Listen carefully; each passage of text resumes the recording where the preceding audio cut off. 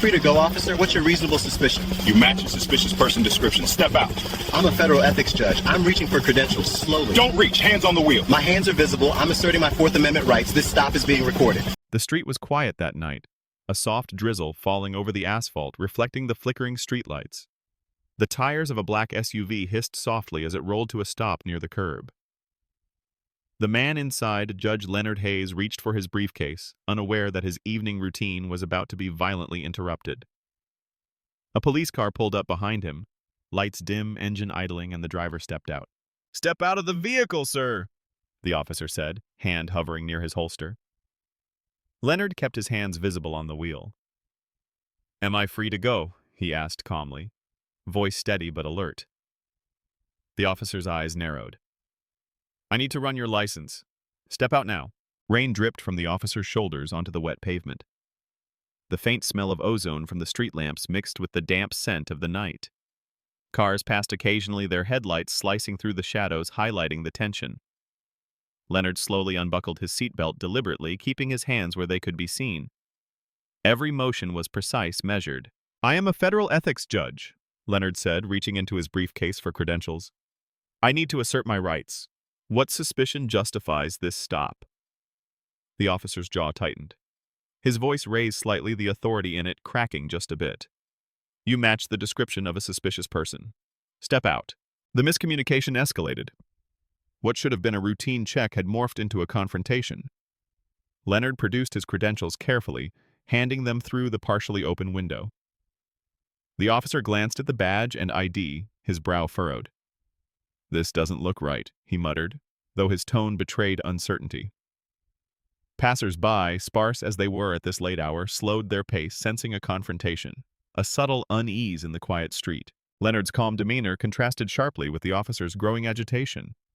Every second stretched. The wet asphalt mirrored the blue and red flickering lights, creating a surreal aura around the SUV.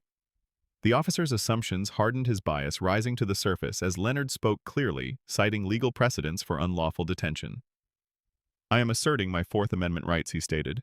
The officer stepped closer, authority tightening around his words like a vice. "I said, step out."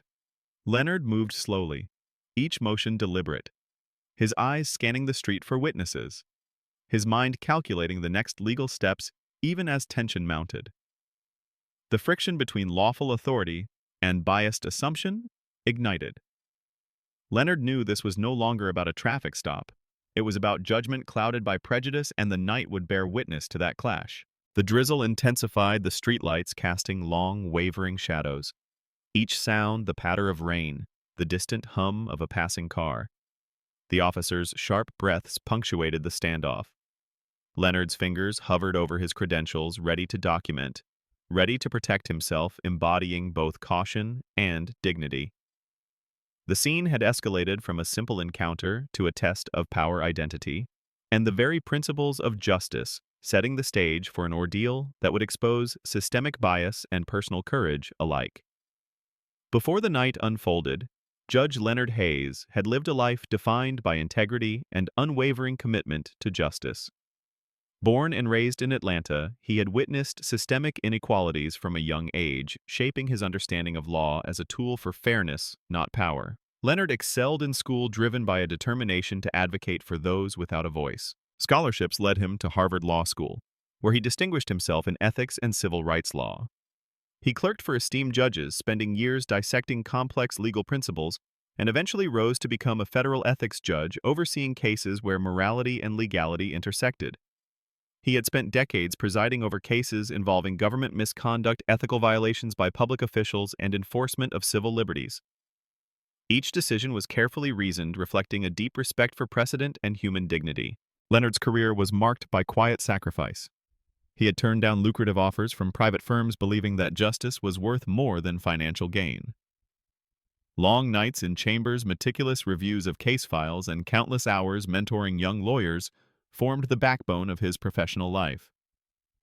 Beyond the courtroom, he volunteered in community programs offering legal guidance to marginalized populations, ensuring that knowledge of rights was not a privilege but a shared resource. His peers described him as rigorous, compassionate, and incorruptible, a man whose calm exterior concealed a sharp intellect capable of cutting through even the most convoluted legal arguments. On the other side of the story was Officer Daniel Mercer, the man who would confront Leonard that night. Mercer had joined the force 8 years earlier, bringing enthusiasm, but also a predisposition shaped by his upbringing in a homogeneous suburban community. Early in his career, Mercer received multiple commendations for proactive policing, yet internal records revealed a troubling pattern: complaints of racial bias and excessive force, some sustained, others dismissed or quietly closed.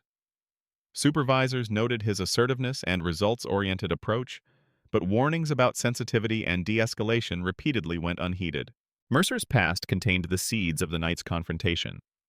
Residents in the districts he patrolled often reported feeling scrutinized more intensely, especially individuals of color. Traffic stops, pedestrian checks, and street questioning disproportionately targeted minority residents, creating friction between the community and the police.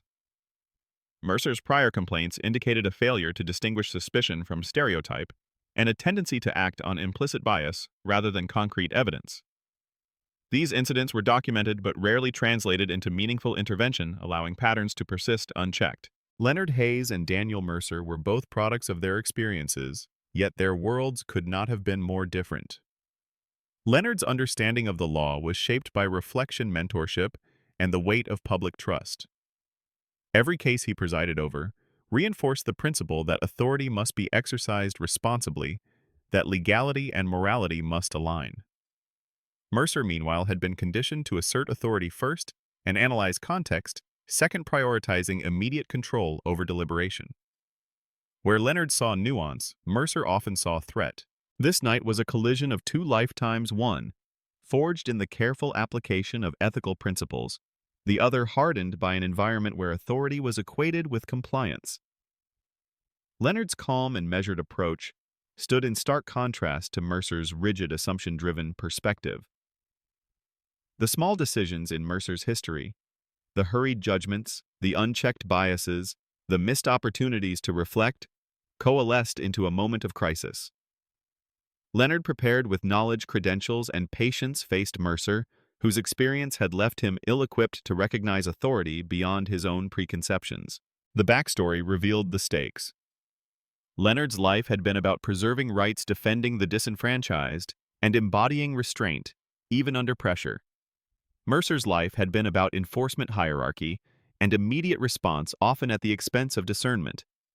The night's encounter would illuminate not only their individual histories, but also the broader societal tensions, the persistence of racial bias in policing, the vulnerability of even the most legally empowered individuals, and the consequences when authority is exercised without accountability. Both men entered the confrontation carrying invisible weights. Leonard, the responsibility of decades in public service, and the knowledge that his actions might inspire systemic change. Mercer, the unresolved patterns of past behavior, and the unexamined assumptions that guided his decisions. Their personal histories, interwoven with systemic forces, made the moment inevitable, a testament to how individual choices reflect broader societal structures. Leonard's calm assertion of rights and Mercer's reactionary enforcement were the results of paths forged long before that rainy night, paths that would converge in a confrontation with profound legal and ethical implications. Leonard Hayes had stepped carefully out of his vehicle, credentials in hand, but the tension on the dimly lit street was palpable. The drizzle continued, creating a slick sheen on the asphalt, reflecting the red and blue of the patrol car's lights in fragmented patterns. He tried to explain calmly, pointing to his badge and identification. "I am a federal ethics judge. You have no reasonable suspicion. I am asserting my constitutional rights." The officer, Daniel Mercer, barely glanced at the credentials. His jaw was tight, his eyes flicking around as if seeking justification from the shadows. Leonard raised his voice slightly, not in anger, but in precision, step by step. "What evidence do you have for this stop?" Mercer's reply was clipped, defensive. "You match a description. That's enough. Step aside while I verify." The officer's tone was authoritative, but trembled slightly under the weight of the encounter.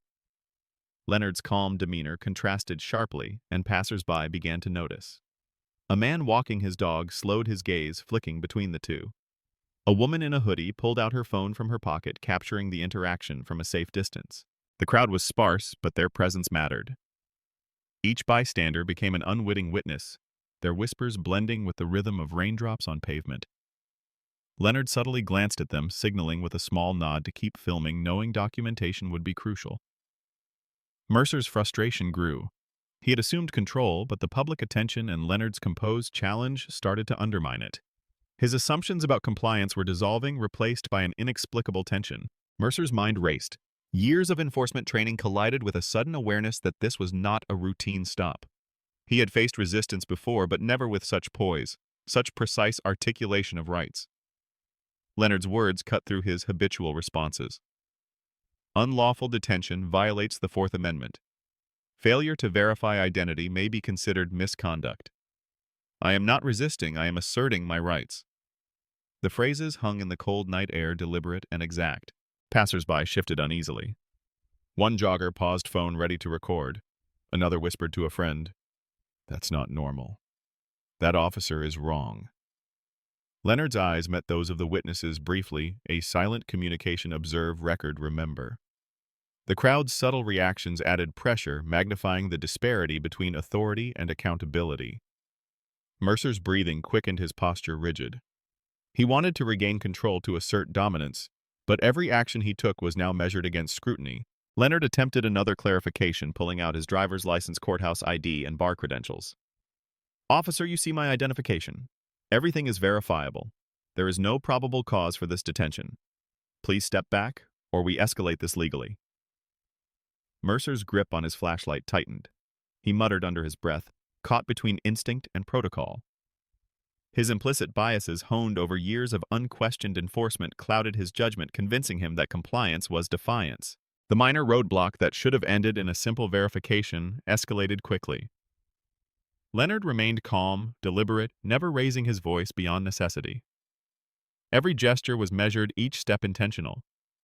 Mercer, on the other hand, reacted, flinching at the witness camera angles, adjusting his stance, his authority both challenged and anxious. The tension in the air became almost tangible, punctuated by the distant hum of traffic and the relentless patter of rain. This escalation wasn't just about Leonard and Mercer. It was about perception assumptions and the power dynamics between an individual asserting rights and an officer blinded by bias. The small, informal audience amplified the stakes. Each recording, each whisper, each focused gaze weighed on Mercer, increasing the psychological pressure. Leonard's composed insistence on legality and decorum contrasted with Mercer's reactive stance, making the encounter an almost cinematic standoff: law and reason on one side, authority and prejudice on the other. By the time Mercer stepped closer, attempting to maintain control, Leonard had already anticipated his moves. His actions were deliberate, but non-confrontational, a choreography born from experience and understanding of human behavior under stress. The crowd, though silent, was a constant reminder of accountability, of how actions ripple beyond the immediate interaction. Each whisper and recording would later form the evidence of systemic bias and personal misconduct. Leonard's quiet command, the unwavering presentation of proof, and Mercer's escalating frustration highlighted the contrast between ethical authority and unexamined power. The small crowd, the sparse witnesses, and the recording devices became amplifiers of the conflict, emphasizing how public observation can influence the dynamics of enforcement. The tension was electric, a build-up toward the injustice that would soon unfold, making it clear that this confrontation was not just a moment on a street, but a test of law bias and human accountability. Mercer's decision came abruptly. He moved forward, metal cuffs in hand, his posture tense but rigid with authority. Leonard Hayes remained calm, his hands visible as if to silently remind the officer that force was unnecessary. The first click of the cuffs echoed in the empty street, reverberating against the wet pavement. Leonard's eyes scanned the dimly lit area, noting the few witnesses who had stopped to watch, their phones raised. Every detail was being documented, even if Mercer couldn't see it. The rain had intensified, droplets running down Leonard's face as he turned slightly to accommodate the officer's grip.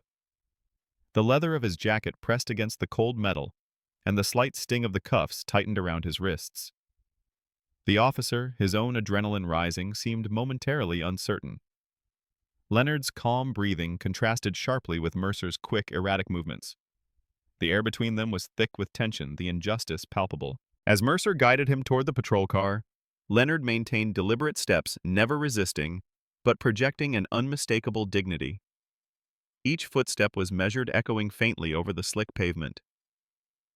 The briefcase carefully placed in the vehicle's back seat was within his reach. Every move was calculated to protect his evidence. The officer's voice broke the silence. "You need to cooperate or I'll have to escalate." Leonard's response was deliberate, unflinching. "I am cooperating under protest. This detention is unlawful." The patrol car door opened, the interior smelling faintly of cleaning chemicals and stale air. Leonard lowered himself onto the hard plastic seat, maintaining posture that spoke of both restraint and quiet defiance. The vehicle's interior lights cast a stark glow over his composed face, contrasting with Mercer's shadowed figure at the wheel. Leonard could feel the cold metal against his skin, each movement constrained, yet he remained composed, mentally cataloging the steps for legal documentation. During the drive, the tension was almost unbearable. Mercer's hands gripped the steering wheel tightly, eyes flicking between the road and the rearview mirror. Leonard, sitting quietly, ran through every legal recourse, considering Fourth Amendment implications, probable cause, and prior case law that reinforced his rights. The silence of the car was punctuated only by the low hum of the engine and the rhythmic patter of rain against the windows. Mercer's earlier confidence had eroded, replaced by subtle signs of doubt, a creeping realization that this stop was being documented, scrutinized, and could not be justified. The streets passed in a blur of wet reflections, red and blue lights refracted through droplets. Leonard's mind worked systematically, noting the witnesses, the exact timing, the officer's words, and every procedural misstep. The contrast between his preparation and Mercer's reactionary enforcement highlighted the systemic imbalance.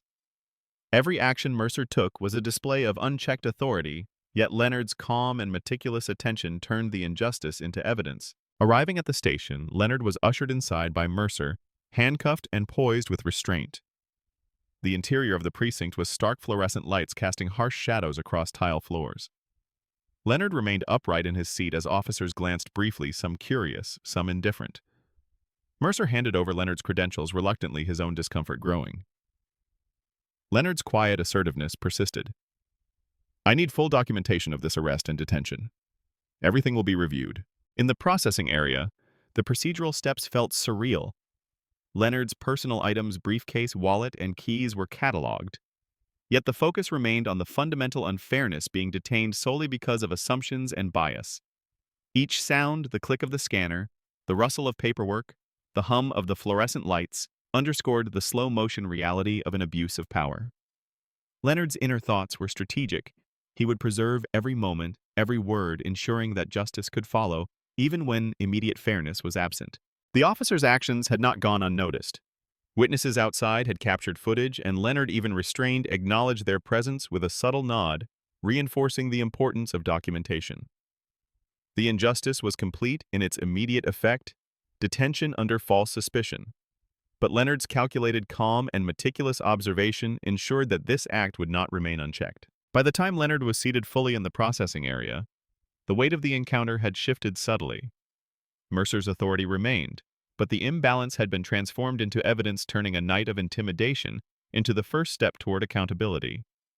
The injustice event, long and painstaking, exposed not just a single officer's bias, but the systemic vulnerabilities that allowed such detentions to occur. The fluorescent lights of the precinct cast a sterile glare across the room as Leonard Hayes was led toward the processing desk. Every step was measured, his posture controlled, but his mind raced through the legal and ethical framework that had guided his entire career. Mercer, still maintaining a semblance of authority, handed over Leonard's credentials to the intake officer, a seasoned woman named Officer Ramirez, who had seen countless arrests but paused when she recognized the official seal and title. Federal Ethics Judge Ramirez asked softly, tilting her head as she examined the ID. Leonard nodded, calm but firm. Mercer's jaw tightened, his earlier confidence wavering as the weight of the mistake began to dawn on him. Ramirez's eyes scanned the credentials carefully. Holographic seals, microprinting, and official documentation confirmed authenticity. The denial that Mercer had assumed was impossible to maintain. Leonard remained seated, eyes observing, noting every procedural step, every subtle shift in the officer's expressions. The tension in the room was palpable. Mercer tried to regain control, speaking louder than necessary. "This is standard procedure. Verification takes time." Ramirez, however, moved decisively. She picked up the phone, calling the precinct commander directly. "Sir, we have a federal ethics judge here. I need immediate guidance." Within minutes, the precinct commander, Captain Williams, arrived. A tall man with decades of experience and a reputation for fairness. He surveyed the scene, instantly grasping the gravity. He spoke to Leonard directly, his voice calm but commanding. "Judge Hayes, I apologize for the inconvenience. We will resolve this immediately." Leonard's eyes met Williams's measuring sincerity as his mind catalogued the procedural errors that had led to this moment. Mercer's face had paled. Each detail, each credential, each step that Leonard had taken to assert his rights now stood as irrefutable evidence of the officer's overreach.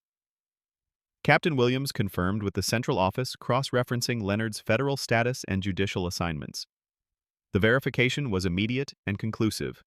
Leonard's identity was real, his authority genuine, and Mercer's assumptions utterly invalid. The revelation rippled through the room. Other officers glanced at Mercer with a mixture of disbelief and silent judgment. Ramirez handed Leonard back his credentials, and the cuffs were removed with the same mechanical precision that had secured them. Leonard's wrists bore faint impressions, a physical reminder of the injustice, yet his composure remained unbroken. The air hung thick with tension, the moment frozen like a slow-motion frame capturing both error and accountability in vivid detail. Leonard spoke calmly, addressing the room. "Every action here, from the initial stop to my detention, violates constitutional protections. This encounter will be documented and reviewed at every level."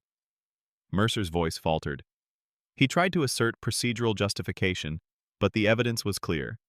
Every action he had taken beyond the initial stop had been unnecessary, biased, and unlawful. Captain Williams turned to Mercer directly. His tone firm. "You will provide a complete report detailing this incident. It will be reviewed by Internal Affairs and the legal office. This is not a matter that can be dismissed lightly." Mercer swallowed the realization sinking in. His authority had been overestimated, and the very system he sought to control had now begun scrutinizing him. Leonard's inner resolve was steady. He had anticipated this moment. The slow, deliberate collection of evidence, the careful handling of credentials, the documentation of witness observations, and the maintenance of composure had transformed the injustice into undeniable proof. The revelation was complete. The officer's error, grounded in bias and assumption, was laid bare before peer supervisors and the law itself. As the situation began to settle, Leonard was escorted out of the processing area by Captain Williams himself. The officer's apology was formal, his acknowledgement of error unmistakable. Leonard's calm exit marked not just the resolution of a personal ordeal, but the beginning of accountability. The revelation had turned an act of unlawful detention into a moment of undeniable exposure, setting the stage for the legal and systemic consequences that would follow. Once Leonard Hayes had been released, the real battle began. He immediately contacted his legal team, carefully documenting every step of the unlawful detention. The security footage from nearby cameras, witness recordings from the street, and the officer's own body conformed a comprehensive record. Leonard knew that a formal complaint alone would not suffice. The evidence needed to create undeniable proof of misconduct and bias. Within 24 hours, the story had begun to spread. Local news outlets picked it up, highlighting the surreal nature of a federal ethics judge being detained without probable cause. Social media amplified the outrage. The videos captured Leonard calmly asserting his rights, while the officer acted on assumption and bias.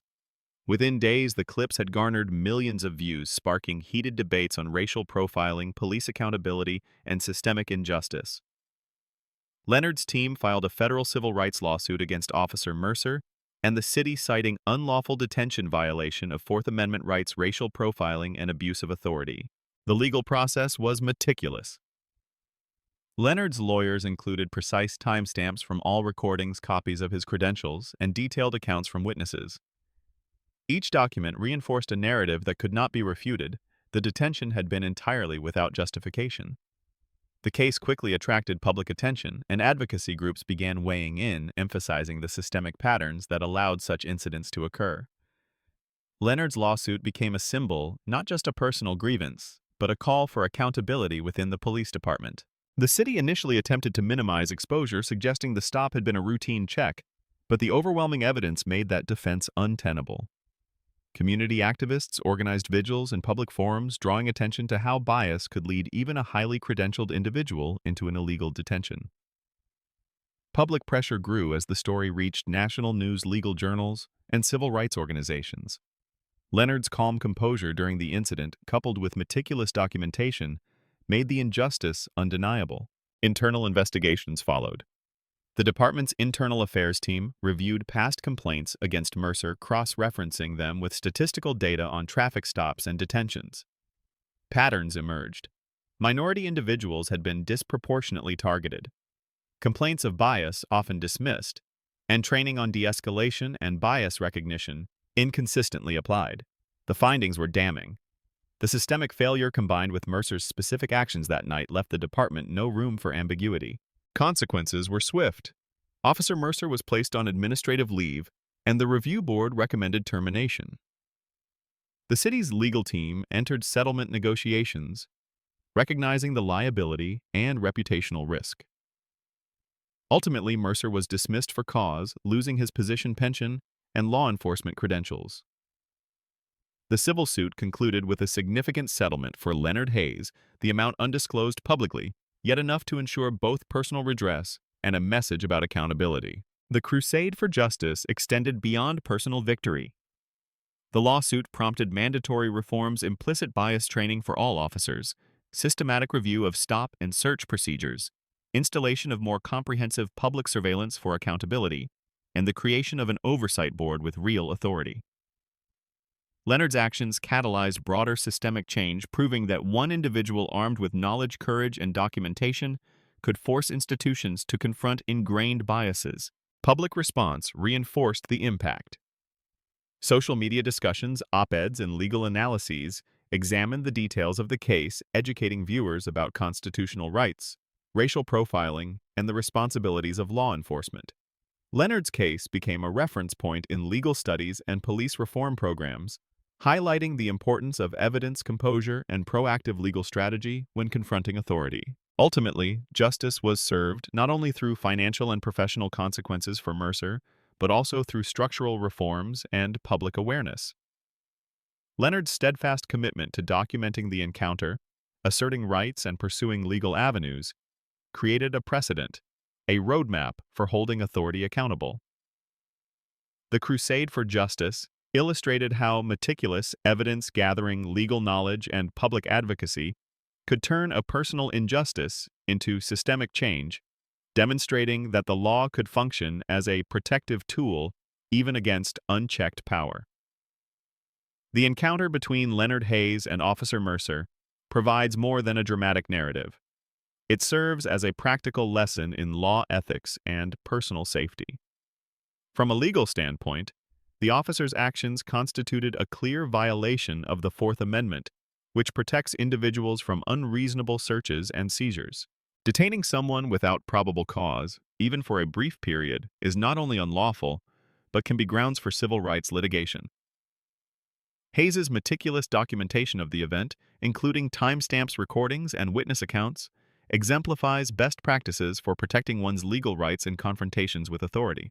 Beyond the legal framework, the incident highlights psychological and social dynamics that affect law enforcement interactions.